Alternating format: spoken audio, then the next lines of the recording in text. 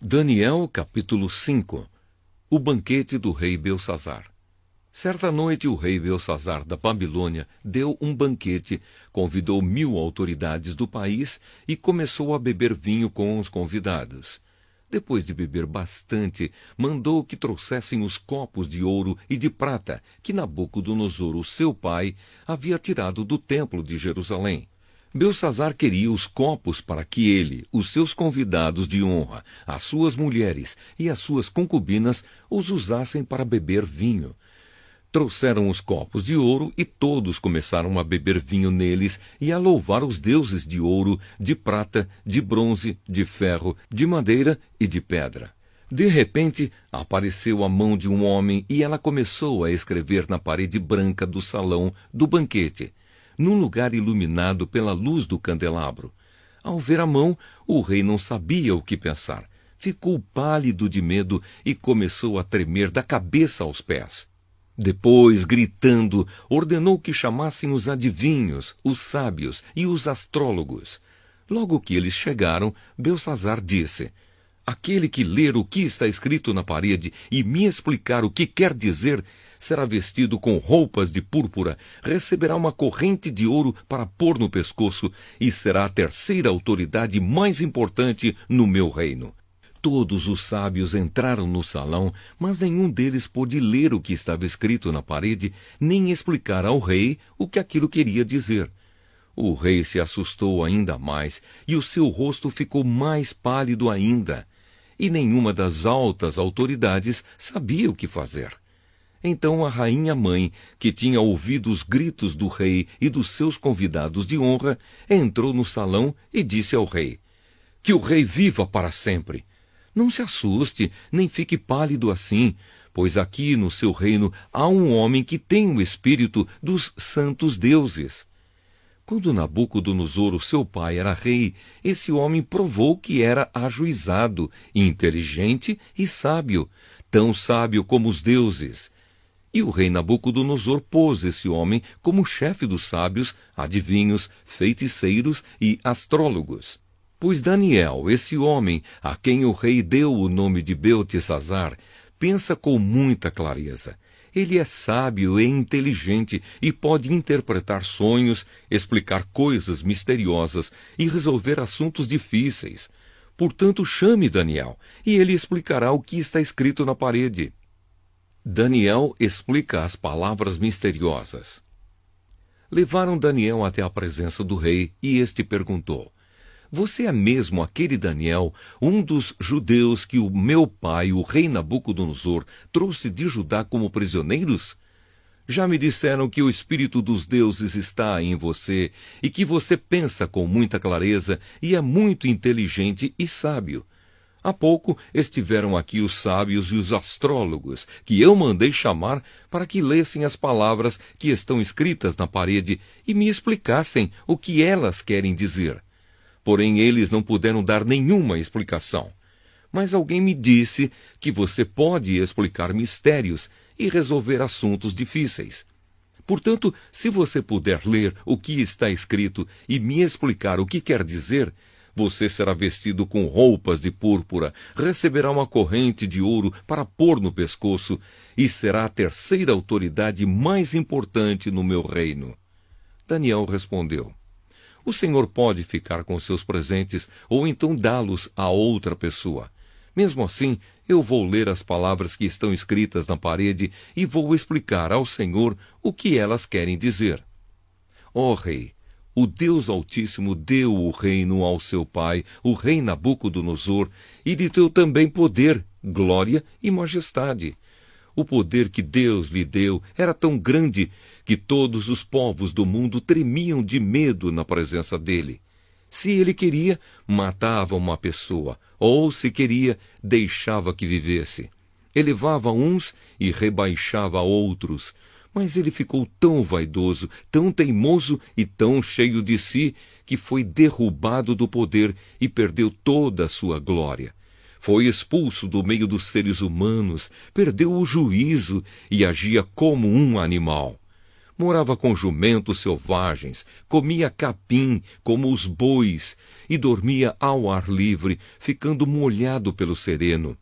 Isso durou até que ele reconheceu que o Deus Altíssimo domina todos os reinos do mundo e coloca como rei quem ele quer. E o Senhor, ó rei Belçazar, filho de Nabucodonosor, sabia de tudo isso, mas mesmo assim não tem sido humilde. Pelo contrário, o Senhor desafiou o rei do céu e mandou trazer os copos que foram tirados do templo dele, a fim de que o Senhor, os seus convidados de honra, as suas mulheres e as suas concubinas bebessem vinho neles. Além disso, o Senhor deu louvores a deuses de prata, de ouro, de bronze, de ferro, de madeira e de pedra, que não veem, não ouvem e não sabem nada. Mas o Senhor não deu glória a Deus, aquele que tem o poder de matar ou de deixar viver e que decide tudo o que acontece com o Senhor. É por isso que ele mandou essa mão escrever na parede estas palavras: Mene, Mene, Tekel e Parsim. E agora a explicação. Mene quer dizer que Deus contou o número dos dias do reinado do Senhor e resolveu terminá-lo. Tekel quer dizer que o Senhor foi pesado na balança e pesou muito pouco. Pérez quer dizer que o seu reino será dividido e entregue aos medos e aos persas. Aí o rei Belçazar mandou que vestissem Daniel com roupas de púrpura, pusessem uma corrente de ouro no seu pescoço e anunciassem que dali em diante ele seria a terceira autoridade mais importante do reino da Babilônia. Naquela mesma noite, Belçazar, o rei da Babilônia, foi morto, e Dario, o rei do país da Média, que tinha 62 anos de idade, começou a reinar no seu lugar. Daniel, capítulo 6. Daniel na cova dos leões. O rei Dario resolveu dividir o país em 120 províncias e escolher 120 homens para governá-las.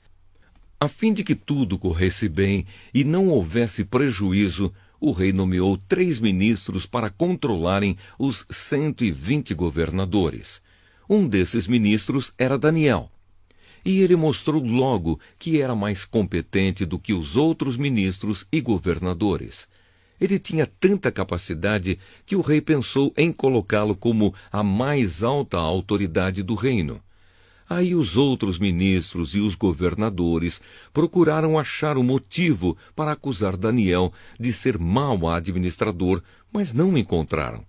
Daniel era honesto e direito, e ninguém podia acusá-lo de ter feito qualquer coisa errada.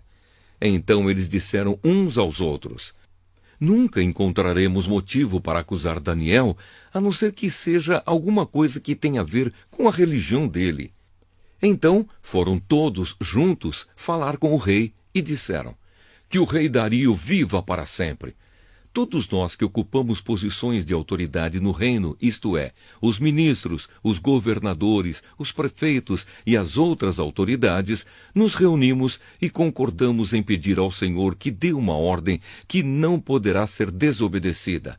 Ordene que durante 30 dias todos façam os seus pedidos somente ao Senhor. Se durante esse tempo alguém fizer um pedido a qualquer deus ou a qualquer outro homem, essa pessoa será jogada na cova dos leões. Portanto, ó rei, dê a ordem e a assine, a fim de que não possa ser anulada.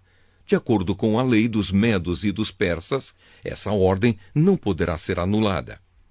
O rei concordou, assinou a ordem e mandou que fosse publicada. Quando Daniel soube que o rei tinha assinado a ordem, voltou para casa. No andar de cima havia um quarto com janelas que dava para Jerusalém. Daniel abriu as janelas, ajoelhou-se e orou, dando graças ao seu Deus. Ele costumava fazer isso 3 vezes por dia. Os inimigos de Daniel foram juntos até a casa dele e o encontraram orando ao seu Deus. Então foram procurar o rei, a fim de falar com ele a respeito da ordem. Eles disseram: Ó rei, o Senhor assinou uma ordem que proíbe que durante 30 dias se façam pedidos a qualquer deus ou a qualquer outro homem, a não ser ao Senhor. E a ordem diz também que quem desobedecer será jogado na cova dos leões. Não é verdade? O rei respondeu: é verdade, e a ordem deve ser obedecida. De acordo com a lei dos medos e dos persas, ela não pode ser anulada. Aí eles disseram ao rei: mas Daniel, um dos prisioneiros que vieram da terra de Judá, não respeita o Senhor, nem se importa com a ordem, pois ora ao Deus dele 3 vezes por dia.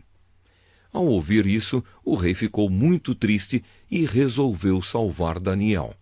Até o pôr do sol daquele dia, ele fez tudo o que pôde para salvá-lo. Os inimigos de Daniel foram falar de novo com o rei e disseram: o Senhor sabe muito bem que, de acordo com a lei dos medos e dos persas, nenhuma ordem ou lei assinada pelo rei pode ser anulada.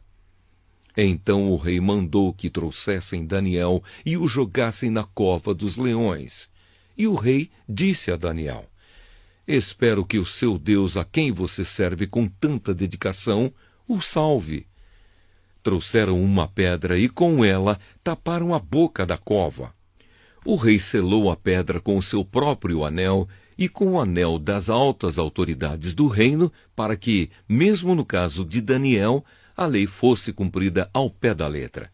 O rei voltou para o palácio, mas não comeu nada, nem se divertiu como de costume, e naquela noite não pôde dormir. De manhã cedinho, ele se levantou e foi depressa até a cova dos leões. Ali, com voz muito triste, ele disse: Daniel, servo do Deus vivo, será que o seu Deus, a quem você serve com tanta dedicação, conseguiu salvá-lo dos leões? Daniel respondeu: que o rei viva para sempre! O meu Deus mandou o seu anjo, e este fechou a boca dos leões para que não me ferissem. Pois Deus sabe que não fiz nada contra ele, e também não cometi nenhum crime contra o Senhor. O rei, muito alegre, mandou que tirassem Daniel da cova. Assim ele foi tirado, e viram que nenhum mal havia acontecido com ele, pois havia confiado em Deus. Em seguida, o rei mandou que trouxessem os homens que tinham acusado Daniel. Todos eles, junto com as suas mulheres e os seus filhos, foram jogados na cova. E antes mesmo de chegarem ao fundo, os leões os atacaram e os despedaçaram. Então o rei Dario escreveu uma carta para os povos de todas as nações, raças e línguas do mundo. A carta dizia o seguinte: felicidade e paz para todos. Eu ordeno que todas as pessoas do meu reino respeitem e honrem o Deus que Daniel adora, pois ele é o Deus vivo que vive para sempre. O seu reino nunca será destruído, o seu poder nunca terá fim. Ele socorre e salva. No céu e na terra ele faz milagres e maravilhas. Foi ele quem salvou Daniel, livrando-o das garras dos leões. E Daniel continuou a ser uma alta autoridade do governo durante o reinado de Dario e depois durante o reinado de Ciro, da Pérsia.